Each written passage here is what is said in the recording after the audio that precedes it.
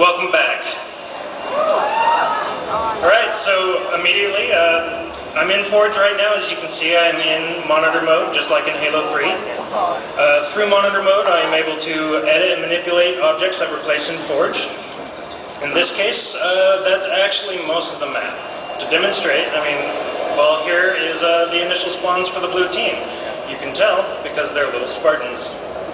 And we actually color them for teams. So if I actually wanted this guy to be red, or green, or orange, nice. purple, you get the idea. Just how forgeable is the map? Well,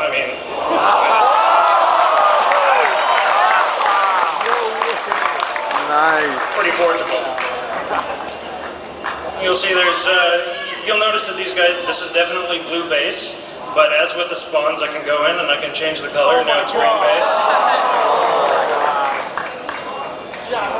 So, then you'll notice a couple new Forge items around the map. For example, this guy right here. As soon as I go over him, you see that large green field? A lot of people are going to be wondering, in a situation like this map where you might not want somebody to go up onto the cliffs or wander around, how do you keep people from wandering off? These objects, they're called safe volumes, and they have a brother called the kill volume.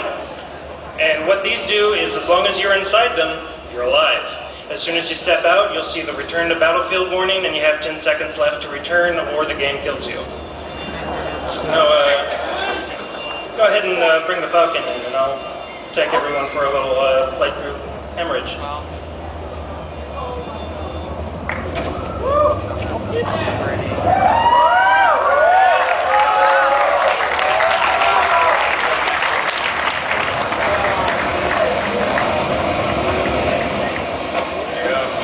Nice. Go ahead and sit on the gun.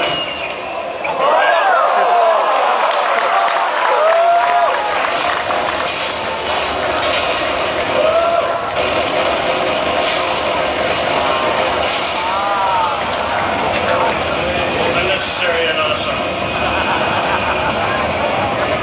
Alright. So, just to further re-emphasize how forgeable this map is, David Allen, if you would so kindly, just delete that guy. There you go. Alright, I'm going to ditch him for a little bit. As you can see, this is Blood Gulch in all of its glory. It's actually, the bases are designed after Blood Gulch from Halo 1. The geometry was taken straight from Halo 2 and then up-res, so the terrain is a lot nicer, but it's based on coagulation.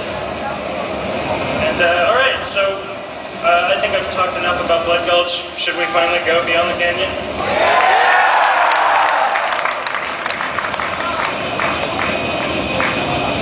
So what is beyond the canyon? The majority of the map.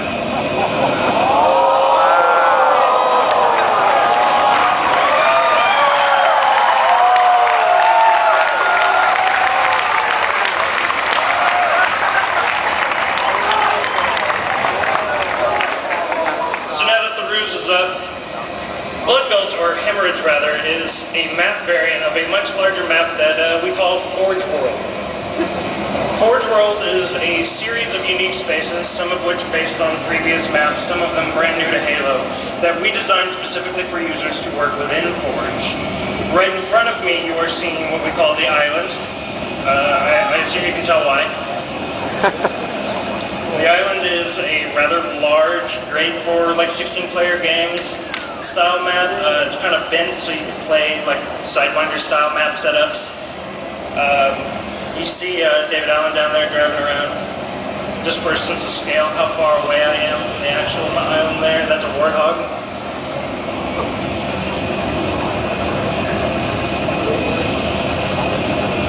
It's worth pointing out that we built a ton of objects for Forge World. Forge World actually has, you saw the bases are all Forge pieces in Blood Gulch.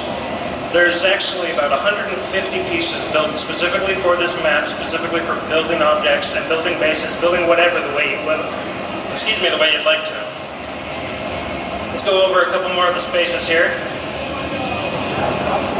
This is the Rock. Again, we're very creative in the names. The Rock, the Canyon, the Island, Forge World.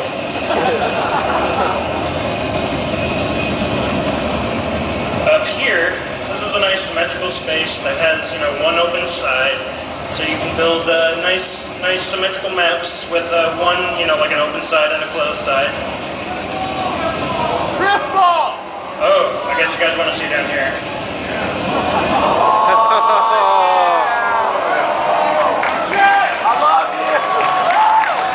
Yeah. Hey. This is the Coliseum.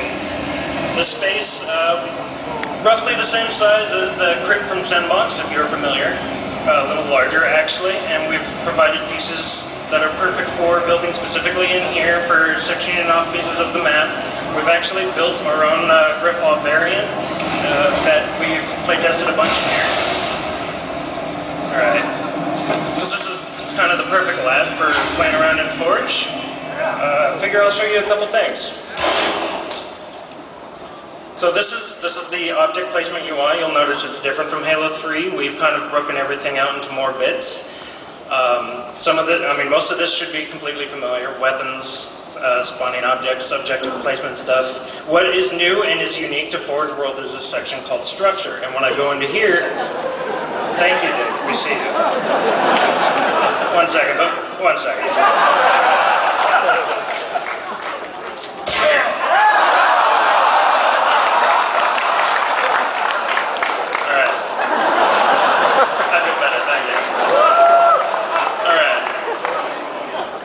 So let's go to Structure now. We see an entirely new section of objects specifically built for this map. And these pieces, as you can tell, we have a huge library of pieces that we can go through. And some of them are very simple. Now, as I'm placing this object, you'll notice that instead of the object moving when I move, I actually orbit around the object as long as I hold on to it. There are like 24 people in this room just cut themselves. The reason we did this is, we've been watching you guys, and we've seen what you guys have been doing in Forge, and we're extremely impressed, especially because half of the stuff you do is agonizing to actually do in Halo 3 Forge. So our goal is to fly Falcons into the Coliseum. And also, from the beginning, we were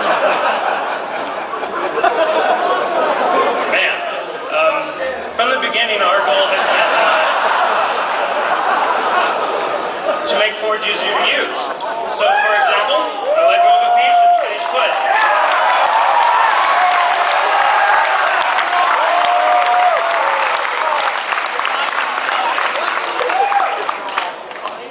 Now, that's only the beginning. The reason that object stayed put is because we actually have multiple physics models that you can apply to an object. So for example, there's normal, which if I drop it now, behaves correctly. What you saw earlier was fixed, which meant once you let go of it, it stays exactly how you let go of it. And the most exciting one, I think, is called phased physics. And what phased physics allows us to do is actually interpenetrate any object through any object or world geometry.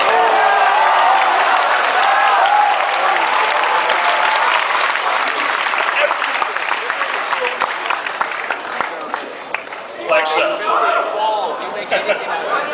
Did I hear an ask for nudge? You mean like if I grab the object and I hold down on the left stick and I start moving really slow? Or maybe you want even more specific and you want coordinate editing.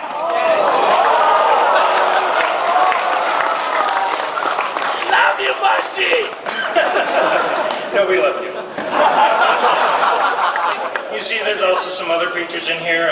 You're able to set a snap on your rotation. So, if you're working within, say, you want to work 30-degree increments, you just start rotating and it'll move in 30 degrees at a time. And if you're like, you don't really like the way you position that, let's just start all over.